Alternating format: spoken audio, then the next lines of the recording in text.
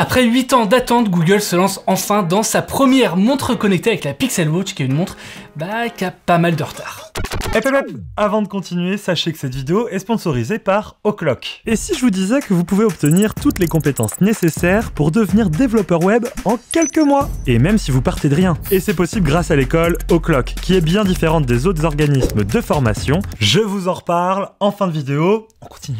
La première chose qui me marque sur la Google Pixel Watch, en fait, c'est qu'on a un format tout rond de 41 mm, un petit galet finalement, avec juste une couronne rotative sur le côté et sans aucun système d'accroche pour fixer un bracelet. On n'a pas de corne, on n'a pas tout ça, bref, c'est juste un petit disque. En fait, Google a voulu faire comme Fitbit ou comme Apple, c'est-à-dire proposer un système d'accroche propriétaire pour les bracelets. Donc on a un système qui fonctionne assez bien et en fonction du bracelet que vous allez accrocher, finalement, vous allez donner vraiment un aspect, un look à la montre. Personnellement, je me prends même à espérer que Google vende juste un système de cornes qu'on puisse accrocher directement à la montre et sur lequel on puisse fixer directement un bracelet qu'on apprécie particulièrement, un bracelet standard avec broche. Par exemple, si vous avez le bracelet de votre aïeul que vous chérissez, vous pourriez l'utiliser, mais pour l'instant c'est pas prévu du tout. L'autre truc à noter sur la Google Pixel Watch, c'est sa compacité. En fait, on a un seul format de montre avec un diamètre de 41 mm comme on l'a vu un peu plus tôt, et moi en l'occurrence j'ai un poignet qui fait 18 cm de circonférence. Du coup la montre elle fait un peu petite à mon poignet, je trouve. Après ça dépend des goûts, des couleurs, des morphologies de chacun,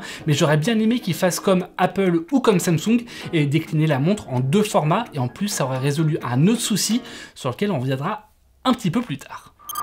Par contre, il y a un point qui fâche et qui est probablement ce qui a le plus marqué lorsqu'on a vu la montre la première fois au printemps lorsqu'elle a été dévoilée en partie par Google, c'est les bordures autour de l'écran. Les bordures, on va pas se le cacher, elles sont là, elles sont massives, elles font quasiment un demi-centimètre tout autour de l'écran qui n'est pas utilisé, c'est vraiment dommage. Mais finalement, en vrai, après l'avoir utilisé pendant quasiment une semaine, à l'usage, ça s'oublie assez facilement. En fait, c'est tout simple, mais la Pixel Watch, elle a un verre qui vient quasiment se déposer jusqu'aux bordures du boîtier, qui se font quasiment avec les bordures du boîtier, et du coup, comme on a un écran AMOLED, les pixels, ils sont noirs, ils sont éteints, et finalement, on voit pas du tout ces bordures puisqu'elles se fondent avec l'arrière-plan de l'écran, et du coup, ça passe plutôt bien. Alors, ça se verra sur certaines applications, si vous utilisez Google Maps, si vous utilisez Bring, par exemple, pour vos listes de courses, donc des applications qui n'ont pas un fond d'écran noir, mais pour le reste, honnêtement, ça s'oublie. Après, ça veut pas dire que c'est pas un problème. Quand on regarde la concurrence en face, aujourd'hui, on a l'Apple Watch série 8, on avait même l'Apple Watch série 7 de l'an dernier, qui étaient des montres qui sont complètement borderless, avec en plus des écrans incurvés.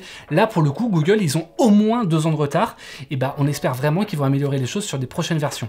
Heureusement, pour le reste de l'écran, on a un écran qui est de bonne facture, qui est bien défini, qui est bien lumineux. Vous aurez aucun problème à lire l'écran en plein soleil lorsque vous êtes en train de courir. Et pareil, il y a même un mode Always On si jamais vous n'appréciez pas d'avoir juste un espèce de disque noir accroché à votre poignet en permanence. Par contre, il y a un autre souci qui m'a pas mal gêné pendant mon utilisation de la montre, c'est l'absence de mode couché automatisé avec programmation. En gros, pour la faire simple, de base, si vous pivotez le poignet, forcément, l'écran va s'allumer. Heureusement, il y a un mode qui va vous permettre de désactiver cette fonctionnalité et les notifications pendant la nuit, mais ce mode, il est manuel, donc il vous faudra forcément le soir l'activer et le matin le désactiver. Il n'y a pas possibilité de le programmer à heure fixe, pourtant la plupart des concurrents le proposent. Pour le reste de l'interface, on a le droit à Wear OS 3.5 et dit comme ça vous dit pas grand chose, mais histoire de vous donner une idée, jusqu'à présent, à l'exception d'une montre Montblanc vendue à plus de 1200 €, Wear OS 3, on l'avait uniquement sur des montres de Samsung. Donc grosso modo, la Pixel Watch, c'est la première montre relativement abordable qui permet de profiter de Wear OS 3 sur autre chose qu'une montre Samsung et donc d'avoir une interface beaucoup plus épurée. Pour naviguer dans la montre, ça va être très simple, on va avoir un système de swipe, donc si vous swipez vers le haut, vous ouvrez les notifications, si vous swipez vers le bas, vous ouvrez les paramètres rapides, si vous swipez sur les côtés, vous avez différentes cartes ou tuiles avec des widgets des différentes applications. Et puis ensuite, on a 2 boutons qui vont vous permettre de naviguer dans l'interface. On a le bouton couronne qui va permettre d'ouvrir la liste des applications et un bouton un peu plus secondaire qu'on aurait aimé un peu plus utile qui est placé juste à côté. Finalement, ce qui manque pas mal à la Pixel Watch, c'est une personnalisation un peu plus poussée. On aurait aimé un raccourci, par exemple, en pressant 3 fois un bouton ou en désactivant une des fonctionnalités du bouton secondaire, pour lancer, par exemple, une application qu'on apprécie pour lancer un entraînement, par exemple. Et ça, c'est pas possible. Après, forcément, qui dit Wear OS dit qu'on a plein de cadrans et d'applications qui sont disponibles sur le Google Play Store. Ça, c'est cool, c'est très bien. Si vous voulez installer Spotify, vous pouvez. Si vous voulez installer Citymapper pour vos itinéraires, vous pouvez. Si vous voulez installer Bring pour vos listes de courses, vous pouvez. pouvez. Si vous voulez installer Strava pour les entraînements, vous pouvez. Bref, il y a plein d'applications proposées et c'est pas des applications de seconde main, c'est vraiment de très bonnes applications. En plus de ça, forcément, on va avoir Google Assistant qui est intégré directement sur la montre grâce au haut-parleur et au microphone.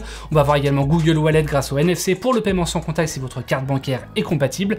Et puis on va aussi avoir la possibilité de passer des appels vocaux, que ce soit en Bluetooth connecté à votre smartphone, ou alors si vous avez la version 4G et de l'eSIM, et bien c'est tout à fait possible aussi.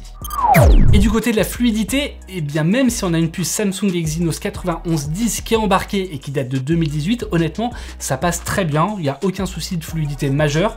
Il y a d'autres soucis qui sont posés par cette puce, mais promis, on y reviendra plus tard.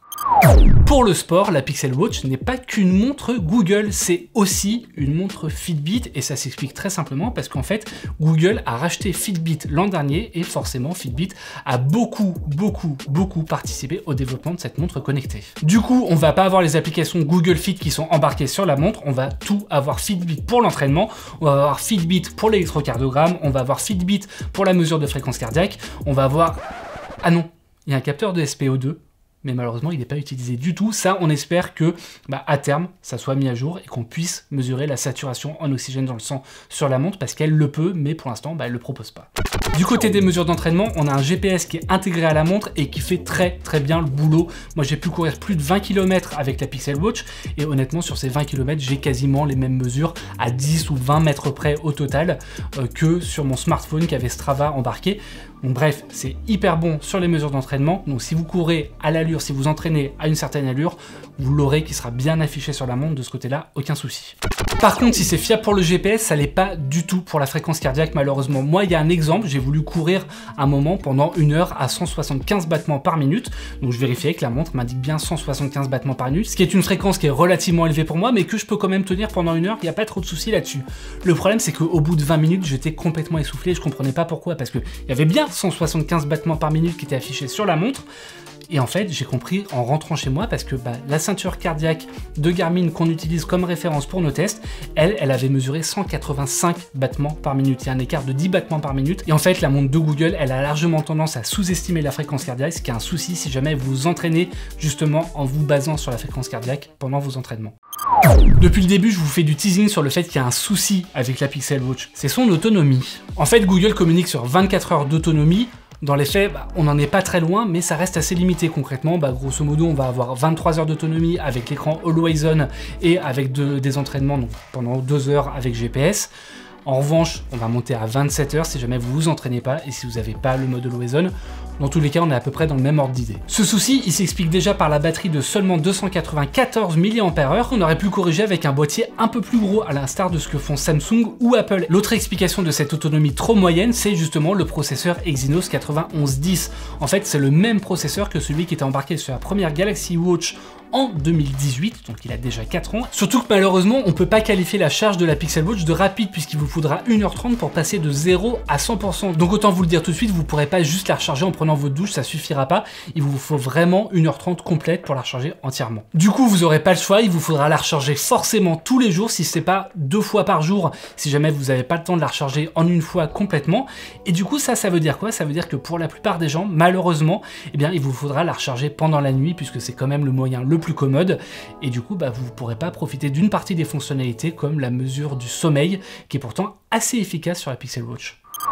Dans l'ensemble, on a une bonne montre connectée. Honnêtement, la Google Pixel Watch, c'est pas une montre achetée, c'est une montre qui est plutôt agréable à utiliser, mais qui n'a pas de gros plus. On va avoir une interface qui est fluide, on a un GPS qui est précis, on a un écran qui est lumineux et qui est de bonne qualité, on a un design qui, ma foi, est une toile blanche. En fait, on peut en faire tout ce qu'on veut, mais le problème, c'est que face à ces qualités, il y a autant de défauts.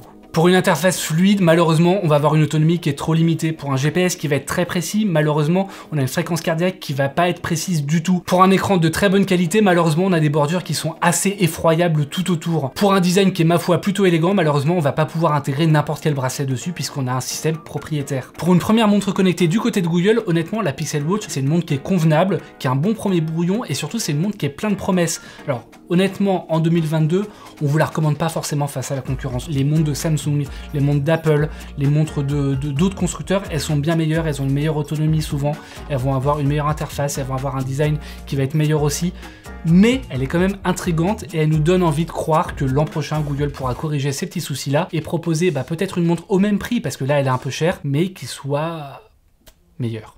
Oh là là là là! Avant de finir cette vidéo, place à notre partenaire Oclock. C'est une école qui vous forme au métier du développement web. Vous pouvez y aller même si vous n'y connaissez rien, mais aussi parfaire vos compétences dans un langage bien particulier et même pourquoi pas finir avec une alternance. Et le truc cool en fin de cursus, c'est que Oclock vous accompagne à 100% dans votre recherche d'emploi. Mais surtout là où il se différencie, c'est avec les cours en téléprésentiel. Chaque jour, vous avez rendez-vous dans une classe virtuelle, en visio, sur un logiciel dédié, avec votre prof et vos camarades. C'est comme une vraie école quoi, mais en ligne. Et vous allez me dire, ah mais ça coûte combien tout ça? Eh ben ça dépend des formations que vous choisissez, mais dans tous les cas, Oclock vous aide à obtenir des financements via différents organismes comme le CPF par exemple. Ce qu'il faut savoir, c'est que 75% des étudiants Oclock reçoivent des aides financières. Et si vous voulez en savoir plus, regardez les liens dans la description. En attendant, on revient à la fin de cette vidéo.